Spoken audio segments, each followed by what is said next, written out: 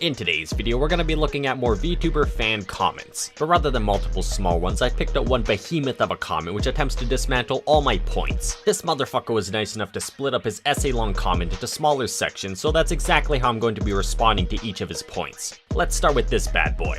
Voices. Not all humans are born with deep voices. There are people with natural high-pitched voices. Judging the VTubers just because they have high-pitched voices and you don't like it is just as dumb as racism, if this makes a valid comparison. You claim that me disliking VTubers because of their voice is equivalent to racism because it's not something they can control. You see, these are not their real voices. I hope you understand that these are fake voices they're putting on in order to attract lonely dipshits. Why do you think there are VTuber voice reveal videos online? Your point in trying to connect this with racism is completely invalid because the voice these VTubers are putting on are controllable and completely fake. I hope you didn't actually think this is how people talked in real life. Like, am I suddenly the bad guy because I don't like listening to a woman in her mid-20s pretending to act like a 12-year-old so weirdos like you can give her donations? The concept of VTuber in general is to capitalize loneliness, we know, but that's not all it's about. All you mentioned are corporate VTubers, and you dismissed all the indie VTubers that just want to stream like any other normal streamer, but just with an anime model. Your points are as valid as they are as invalid. Your points can be applied on corporate VTubers because they're working under a company,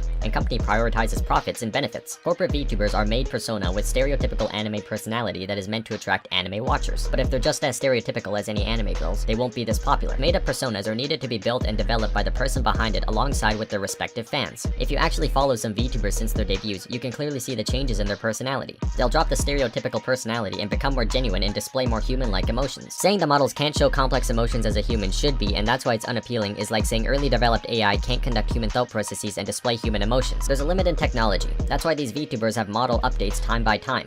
You claim that VTubers don't just manipulate their views, and I'll revisit that in a little bit. Your other point was about how indie VTubers don't fall into this category of manipulation. I actually have a whole video on this topic, so I'm not gonna go too in depth, but it basically boils down to motive and the construct behind VTubing. Indie VTubers mimic the success of corporate VTubers in hopes to gain some easy simp money. As I said earlier, I already have a video on this topic, so watch that if you want a more in-depth explanation because I don't want to repeat myself. Your next claim was that corporate VTubers start off with a fake persona and over time they change to become more personal, but this is actually completely false. One thing you probably didn't pick up on is that VTubers are essentially glorified actors. They're not here to be your friend. They're there to act in whatever bullshit persona they built for themselves in hopes that it garners views and donations. Your perception of their true personality is nothing but smoke and mirrors. If anything, they do the complete opposite of what you stated. You claim that they become more personal over time, but the only thing that tells me is that you're fucking blind and can't sniff out deception when it's right under your nose. And about your take on VTubers not being able to make complex emotions, I believe that when you have an avatar which has like 4 distinct generatable faces, it does create a disconnect. That disconnect is created on purpose as it allows for these VTubers to more properly act in whatever bullshit persona they formulated because they know their simp audience is too oblivious to see what's actually going on.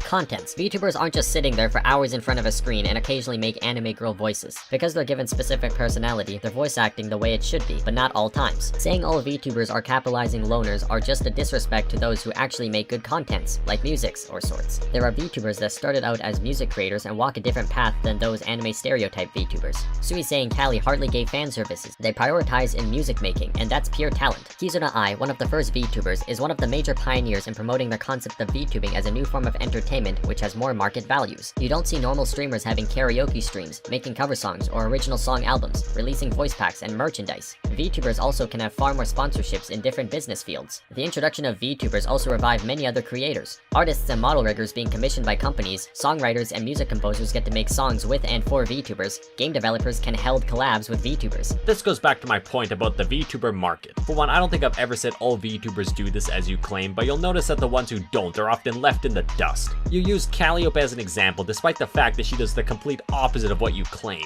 Calliope, ironically, is the best example you could have given as a VTuber who uses fan service to manipulate her fans. I'm not sure if she started off making music as you claim, but I'm 100% certain her music would have gone completely unrecognized if it weren't for the fact that she was a VTuber. I'm no music critic, but come on, I can't be the only one who thinks this shit is mediocre at best. I find it funny how you explain their whole marketing and still defend them. Oh, they make VTuber music, VTuber voice packs and VTuber merchandise. It's so unique. Like, bro, are you being for real right now? They literally sell fucking tit mouse pads and body pillows. You honestly can't look at this and tell me they're not trying to capitalize on loners, right? Like, if you're a normal person, you don't even have to consider spending $80 on a fucking body pillow. This is not a thought that goes through a normal person's head. The only people who buy this shit are desperate sibs, and these VTubers definitely know this. Every single one of their profit-bringing outlets are insanely overpriced or just plain unnecessary. Next, you claim VTubers have revived other creators. But who?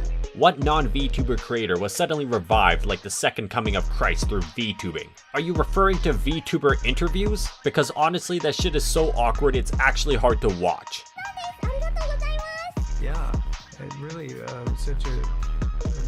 You then talk about artist commissions and collabs like no other creator in existence has ever done that. You're putting these VTubers on a much higher pedestal than they're actually on. All these claims of uniqueness and differentiation isn't all too different. The only difference is, oh, look, cute anime girl collabing, hee hee, so wholesome. VTubers and VTubing as a concept is good and has more values. That's why it becomes more mainstream, like anime. And people can't deny that just by saying it's overrated and ignores all the effort that was put in for VTubers to get this far. It's just a problem with preference. Doesn't always have to spell it out intentionally to those who enjoys it. Why so much negativity, edgelord? For one, I didn't say it was overrated and I didn't ignore the efforts. In the past, I've actually applauded these VTubers for tapping into the simp market. This is a topic for another video, but you and many other people often confuse my subjective and objective arguments. The difference between hating their surface level content versus the foundation of the VTuber industry. You claim my reasoning is simply an issue with preference and content, but that's only about 20% of my whole argument. But whatever, it's fine. You can keep living in ignorance for all I care. You want to be blind to the truth about VTubers, then be my guest. It's not my time and money being wasted after all. Anyways, this video is long enough as is. If you enjoyed, subscribing would be greatly appreciated.